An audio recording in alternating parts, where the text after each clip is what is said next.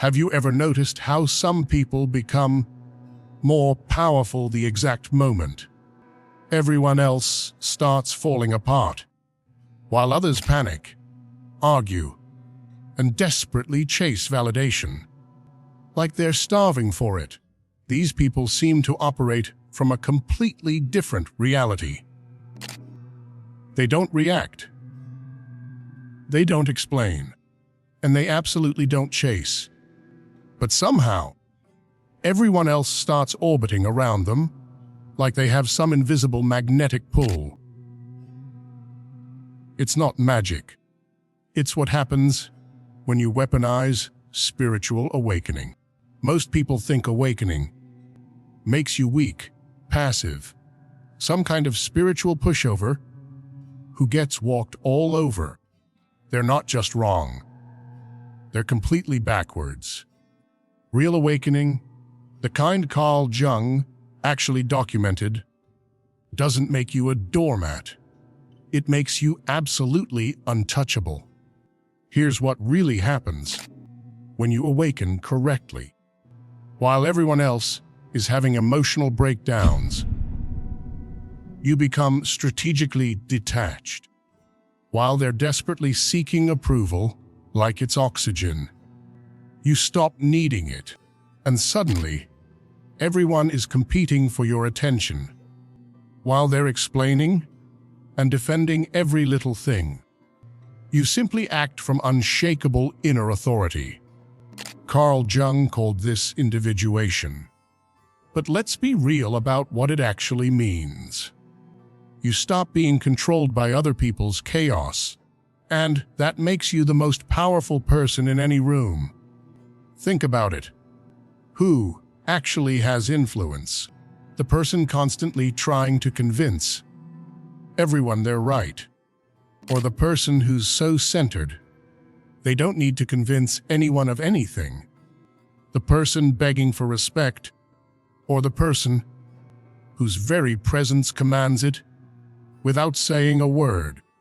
Jung discovered that true spiritual awakening isn't about becoming some weak love and light person. It's about becoming completely sovereign, and sovereignty, that's pure power without the struggle. If you're exhausted from being everyone's emotional support system and want to flip the dynamic so people start seeking your energy instead of draining it, stay right here. Cross this threshold and you'll never give your power away the old way again. But here's what nobody tells you about real spiritual awakening, and why most people who call themselves spiritual are actually the most pathetic people in any room. You know exactly who I'm talking about. The coworker who lets everyone dump extra work on them because it's all love. The friend who loans money to the same deadbeat over and over because we shouldn't judge. The person getting cheated on who stays because relationships require sacrifice. These people have turned spirituality into a license to be walked all over. They'll smile while their boss screams at them because anger is just hurt. They'll let their kids disrespect them because children are our teachers. They'll stay in toxic relationships because everyone deserves compassion. And the worst part, they're proud of it. They actually believe their doormat behavior makes them enlightened. They think being everyone's emotional dumpster is spiritual growth. They've convinced themselves that having zero boundaries is somehow divine. Here's what's really sick about this. We've been programmed to think this way. 50 years ago, parents commanded respect in their households. Teachers had authority in their classrooms. People understood hierarchy, boundaries, and that respect had to be earned. But now, Now we've been sold this toxic idea that everyone's opinion matters equally, that every feeling is valid, that setting boundaries makes you mean. Parents apologize to their toddlers. Teachers beg students to pay attention, and they call this progress. Meanwhile, everyone around these doormat spiritual people is laughing behind their back. And Jung saw, through this pathetic performance, immediately, he understood that real spiritual people aren't the ones getting walked over. They're the ones nobody dares to disrespect in the first place. Look at who actually has power in your life right now. Your most successful friends, your most respected colleagues, the people everyone actually listens to. Are they the ones constantly talking about love and light? Hell no. They're the ones who say no without explaining why. They're the ones who don't respond to every text immediately. They're the ones who charge what they're worth and don't apologize for it. These people aren't spiritual because they read Buddha quotes on Instagram. They're spiritually mature because they understand something most people never will. Respect isn't given to nice people. It's given to powerful people. And here's what Jung discovered that changes everything. Real spiritual awakening doesn't make you nicer. It makes you scarier. Not scary in a threatening way. Scary in a "this person can't be controlled" way. When someone tries to guilt you, it doesn't work. When someone tries to manipulate you with their emotions, you don't bite. When someone tries to make their emergency your problem, you just don't. And that terrifies weak people because they can't figure out how to get their hooks in you. They can't find your buttons to push. They can't make you dance to their drama. This is what Jung called individuation. But let's call it what it really is: becoming immune to other people's chaos.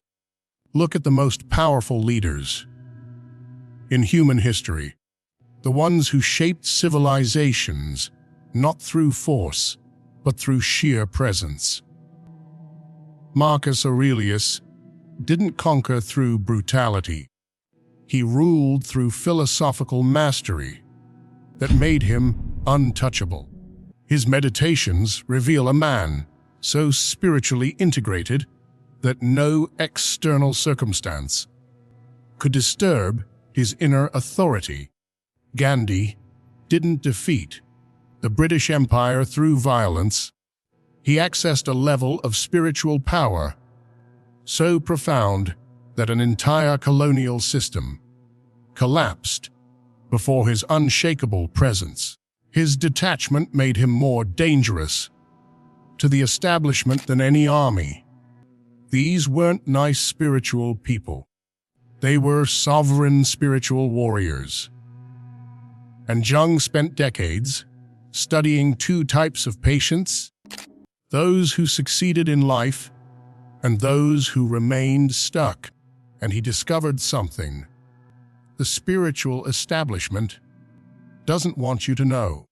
The patients who integrated their spiritual awakening became magnetic leaders, but the patients who used spirituality to avoid their power remained perpetual victims. The difference wasn't their meditation practice or their philosophical knowledge. The difference was their relationship to their own authority. Successful patients learned to wield their spiritual insights as tools of influence. Unsuccessful patients used spiritual concepts as shields against responsibility. Here's what Jung observed about real spiritual power. The more detached someone becomes, from needing outcomes, the more they control outcomes. Think about it. Who has more influence in a negotiation? The person desperately trying to close the deal, or the person who's genuinely willing to walk away? And tell me, who commands more respect in a relationship?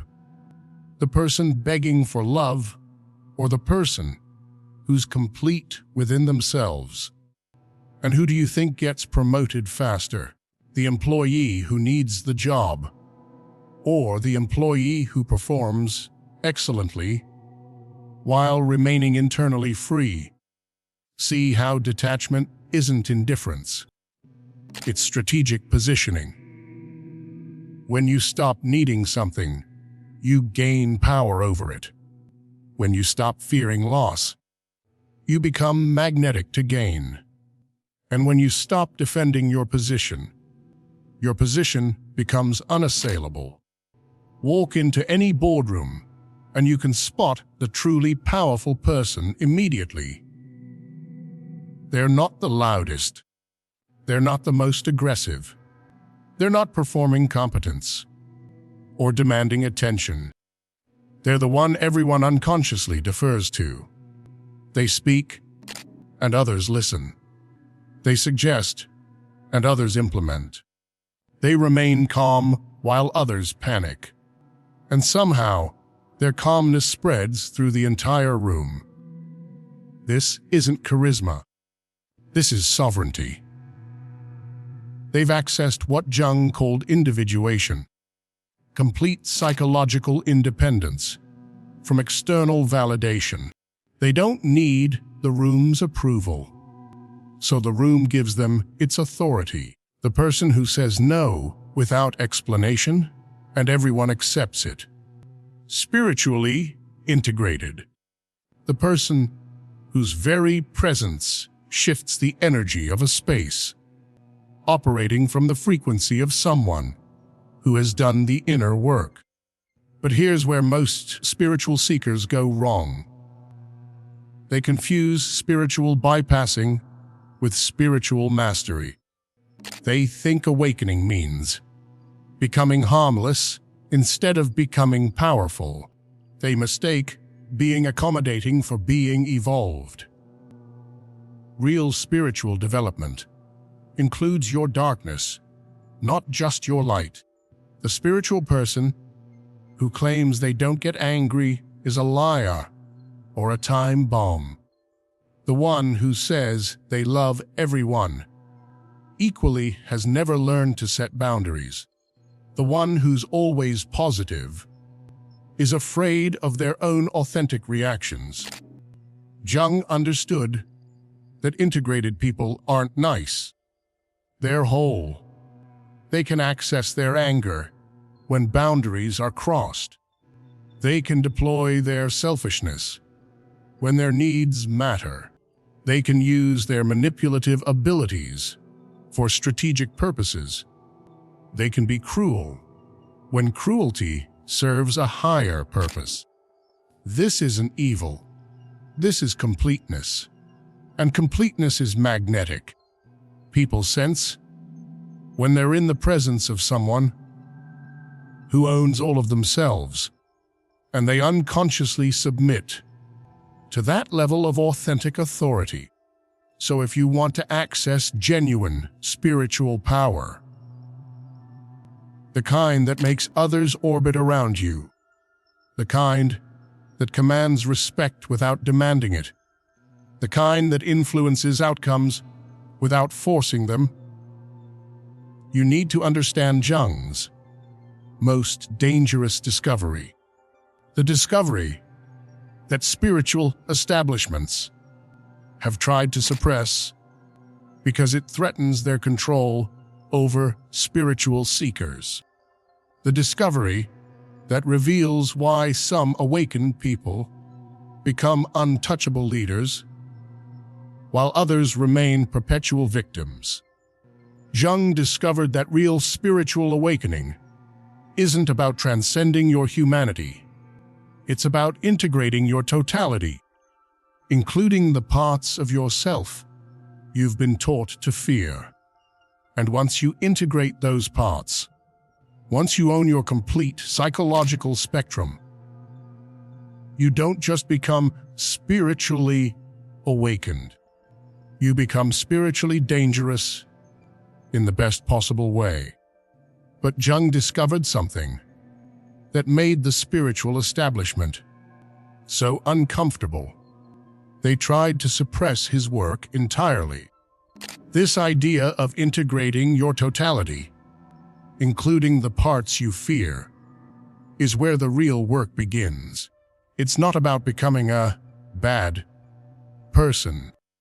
It's about becoming a whole person. Someone who is no longer controlled by the unseen, unacknowledged parts of themselves.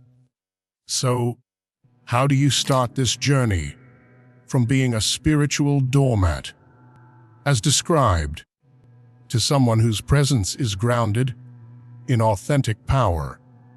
It starts by turning to face your own shadow.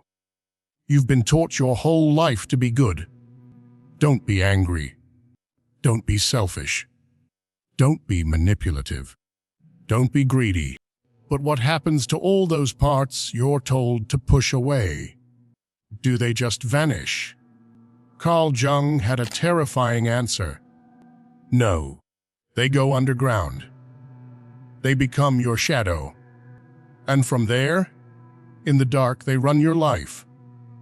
The shadow isn't evil. It's just the collection of everything you've disowned about your self. And the more you deny it, the more power it has over you. Think of it like a beach ball you try to hold underwater. The harder you push it down, the more forcefully it will eventually shoot up, usually at the worst possible moment. Have you ever seen someone who insists they're never angry?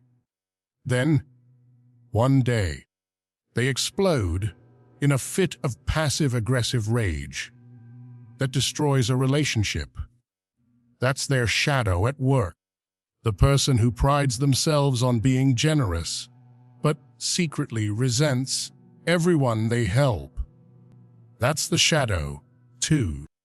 When you refuse to acknowledge these parts of yourself, you don't get rid of them.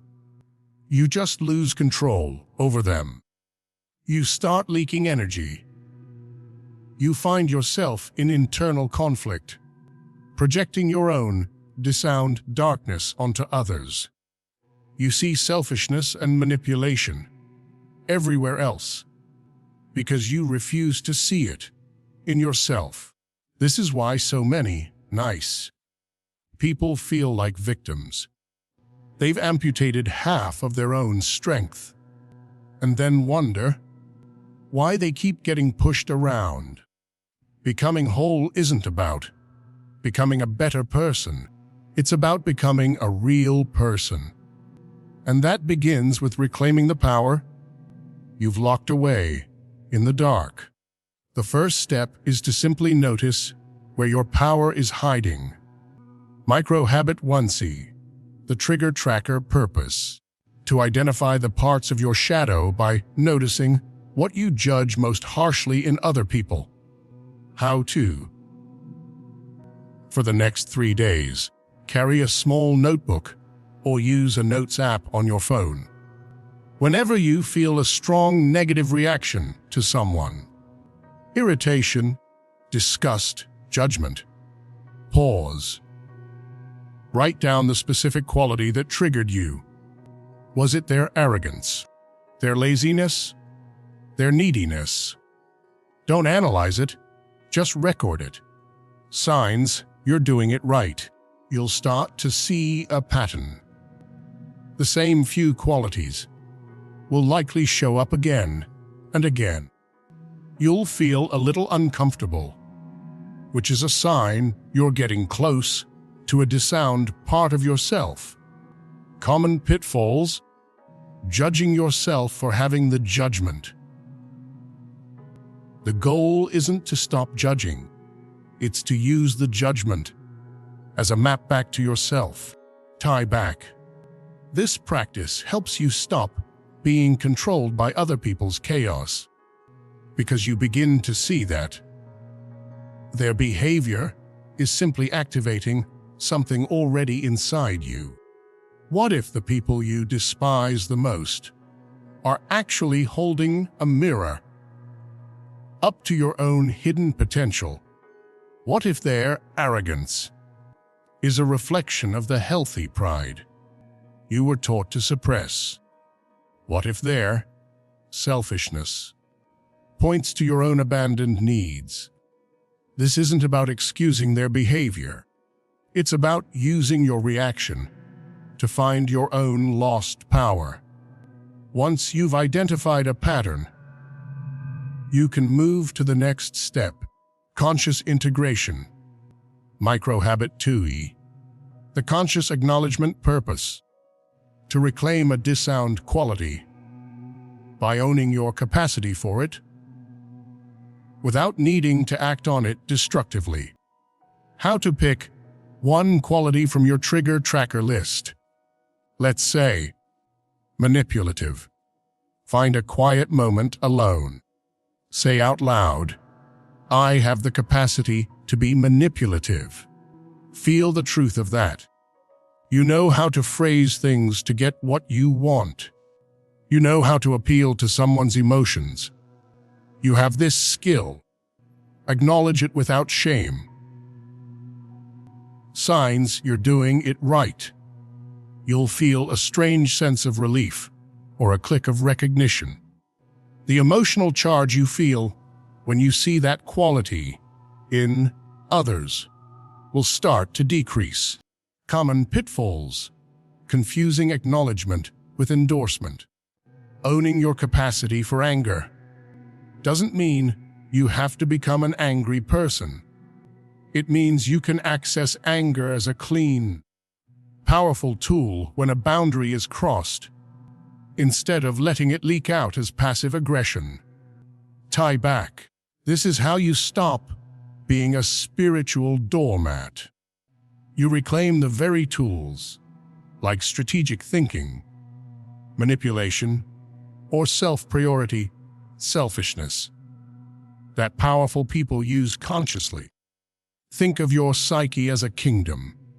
For years, you've banished some of your most powerful warriors: anger, ambition, selfishness, to the dark forest at the edge of the realm.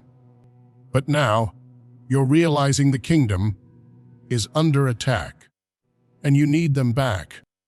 Integrating your shadow is like sending a royal pardon and inviting those exiled warriors back to the king's council. They are no longer your enemies. They are your advisors.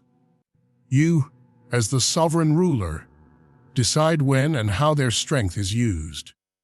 This process is the foundation for breaking the deeper patterns that have kept you stuck, especially the ones that feel noble, but are actually slow-acting poisons. Let's talk about the one you were taught was a virtue: self-sacrifice. You were called dependable, the rock, the one who always shows up, no questions asked. You picked up the extra shifts. You planned the family holidays. You listened to your friends' problems for hours, even when you were exhausted. You wore it like a badge of honor. You believed that needing less made you stronger. You thought that being the giver would earn you love, respect, and security. But what it really earned you was an audience trained to expect your endless service. While everyone leaned on you, you had no one to lean on. You taught the world that your energy was an infinite resource, and the world believed you. A quiet resentment started to build in your chest, a tightness when you said yes, while your whole body was screaming no. You started to feel like a ghost in your own life. You stopped asking for what you wanted because it felt easier than being disappointed. You said, "I'm fine," when you were breaking inside. This isn't strength. It's a slow disappearance. This pattern didn't start yesterday. It started the first time you learned that your value was tied to your usefulness. That love was something you had to earn through service. But here's the truth. The world will never tell you to stop. You have to be the one to decide that your well-being matters more than your performance. Micro-habit 3. The boundary statement purpose. To reclaim your energy by setting a clear, simple, and non-negotiable boundary without explanation or apology. How to. The next time someone asks you for something that you feel a no to in your gut, pause. Instead of making an excuse, use one of these simple, powerful phrases. "That doesn't work for me," or "I'm not available for that." Then stop talking. Do not justify, argue, or explain. JD, signs you're doing it right. It will feel incredibly uncomfortable at first. The other person might be surprised or push back. Your ability to hold the silence and not over-explain is the key. You'll feel a surge of self-respect, even if you're nervous. Common pitfalls: saying, "I can't," instead of, "I won't," or "That doesn't work for me." "I can't" implies you're a victim of circumstance. A true boundary comes from a place of choice and authority. Tie back. This practice directly counters the urge to be everyone's emotional support system, forcing others to recognize that your energy is not a public utility. Imagine Sarah, who for years hosted every single family holiday. The shopping, the cooking, the cleaning, it fell on her. She was exhausted and resentful, but felt trapped. One year, when her sister called to start planning, Sarah took a breath and said, "I won't be hosting Thanksgiving this year." Silence. Her sister was shocked. "But why? What's wrong?" Sarah's heart pounded. Her old script was to list a dozen excuses. Instead, she just said, "I've decided to do something different this year. We'd love to come if someone else hosts." It was tense. But for the first time, Sarah didn't abandon herself for the sake of a smooth conversation. She chose herself, and that one act of sovereignty began to change everything. This leads us to an even more painful pattern: staying in situations that hurt you because you're terrified of being alone. You stayed, not because it was good, but because leaving felt like a free fall into nothingness.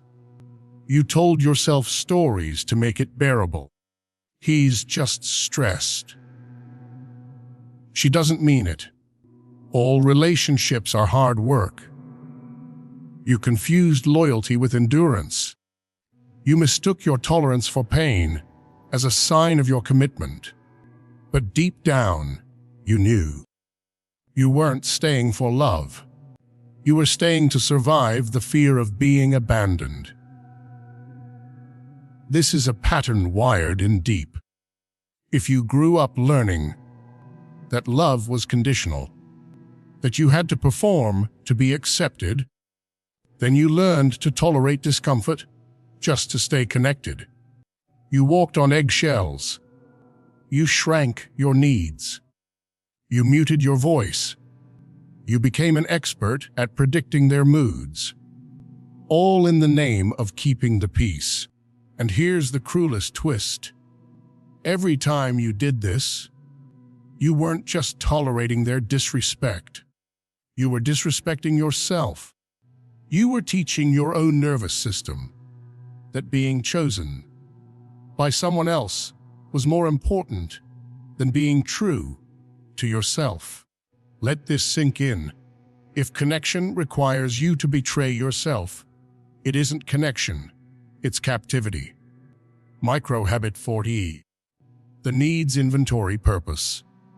To reconnect with your own authentic needs after years of prioritizing everyone else's. How to, once a day, for 5 minutes, sit quietly and ask yourself, what do I truly need right now? Not what you should do, or what someone else expects. What does your body, your heart, your soul actually need? A glass of water, 5 minutes of silence, a walk outside, to say no to an invitation. Start with the smallest, most achievable needs. Signs you're doing it right. At first, you might draw a blank. That's normal. Keep asking. When you start to identify and meet even one small need, you'll feel a sense of coming home to yourself. Common pitfalls: choosing needs that are actually just distractions, like scrolling on your phone, or choosing things you think sound spiritual.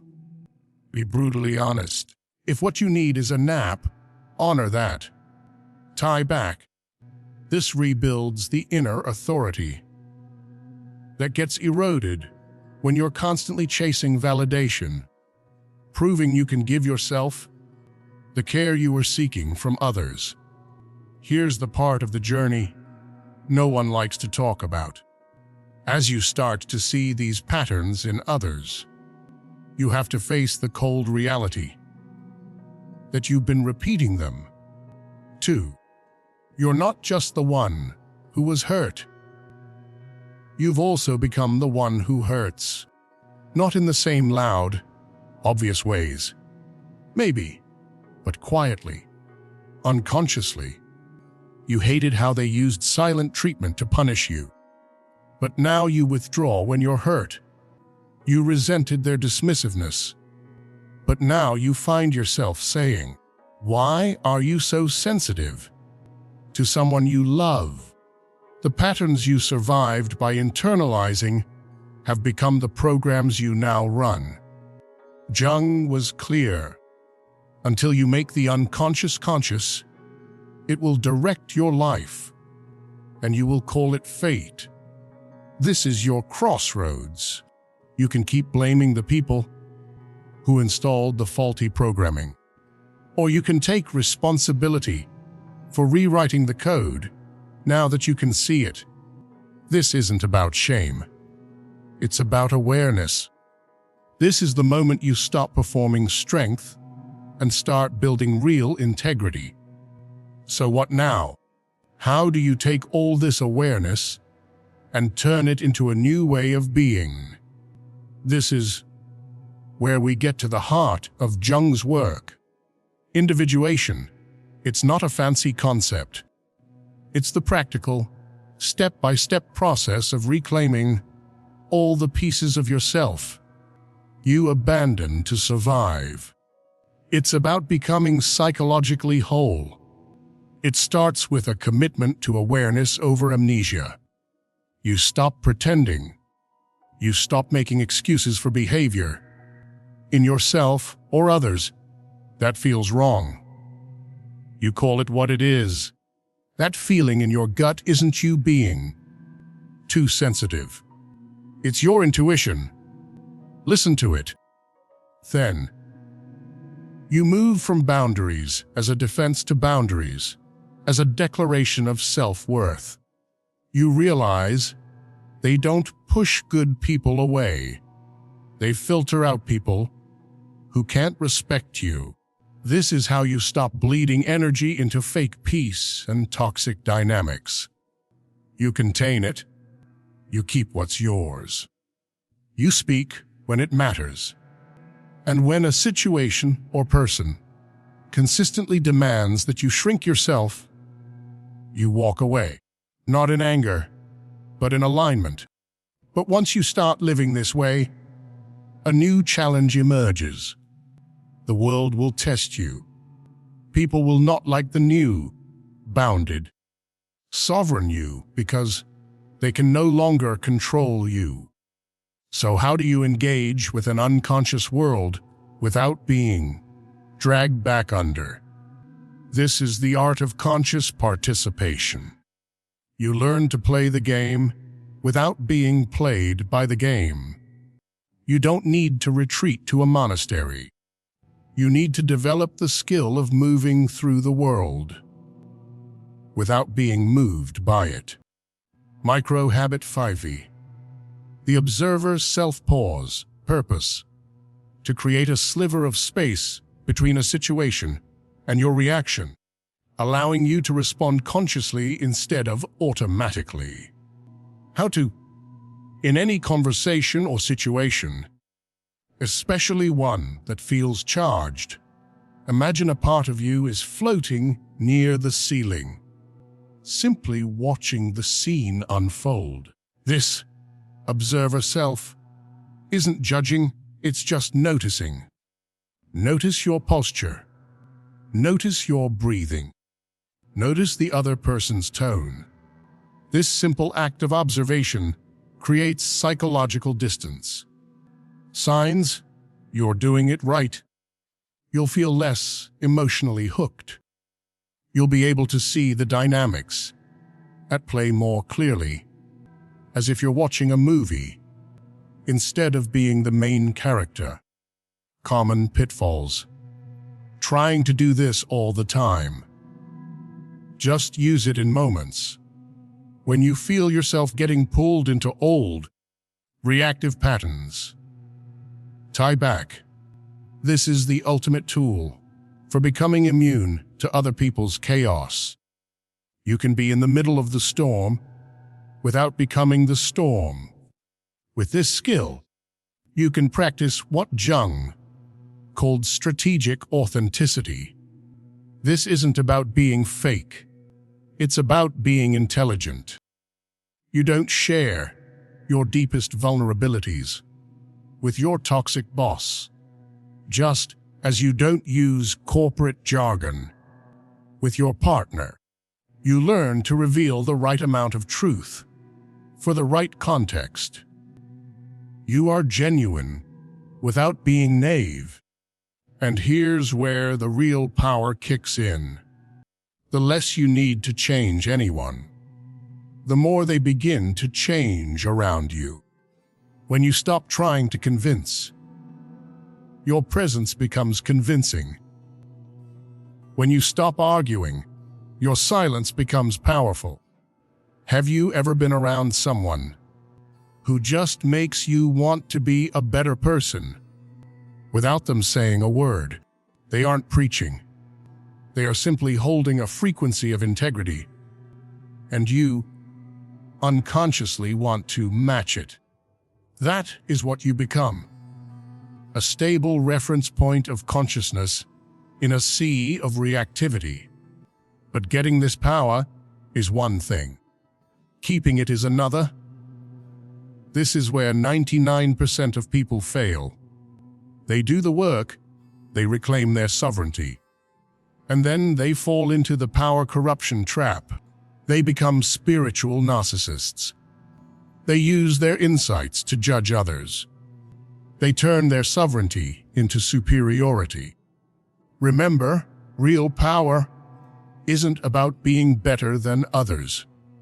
It's about being free from the need to be better than others.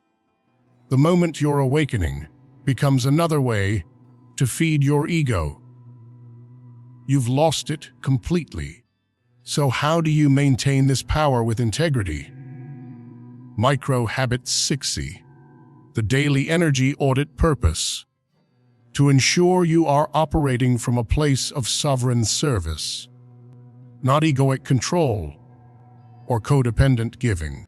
How to I, at the end of each day, Take 2 minutes to ask yourself 2 questions. 1. Where did I invest my energy wisely today? And 2. Where did I leak my energy today? Leaking can be arguing, over-explaining, people-pleasing, or seeking validation. Don't judge the answers, just notice the patterns. Signs. You're doing it right. You'll become much more aware of your own energetic habits. You'll start to naturally pull back from situations and people that consistently drain you. Common pitfalls. Turning this into another stick to beat yourself with. This is an exercise in compassionate awareness, not self-criticism. Tie back. This is the key to flipping the dynamic, so people seek your energy instead of draining it. You learn to manage your most precious resource with intention. Sustainable power is rooted in service, not domination. But this is service from wholeness, not from a need to be liked. It's expressing your gifts because it's authentic to you, not because you're trying to earn your worth. It requires continuous growth, knowing that the moment you think you've arrived, your decline has begun. This is the compassionate warrior's path. You can love humanity in all its messiness without losing yourself in it. You can be present for someone's pain without taking responsibility for their healing. You can offer support without sacrificing your own peace. When you master this, you don't just keep your power. You become a catalyst. Your courage to be real gives others permission to be real. Your commitment to your own wholeness inspires them to seek theirs. You become part of the solution just by being fully, unapologetically yourself. The payoff. What Carl Jung discovered wasn't just a psychological theory. It was a blueprint for a life of unshakable integrity. The core principles are simple but profound. First, your greatest power is not in your light, but in the integration of your whole self, light and shadow. Second, true sovereignty is an inside job. It's not granted by others, but reclaimed from within by setting boundaries and honoring your own needs. You stop chasing respect when you learn to respect yourself first. This isn't an overnight transformation. It's a practice. For the next 7 days, I invite you to try this one simple thing. The 1-minute sovereign pause before you say yes to any request, big or small. Give yourself 60 seconds. Close your eyes, take one deep breath, and ask your body, not your mind, does this expand me or shrink me? Don't analyze the answer. Just feel it. That feeling is your truth. This tiny pause is the space where you stop reacting and start choosing. It's the first step to reclaiming your life, one sovereign moment at a time.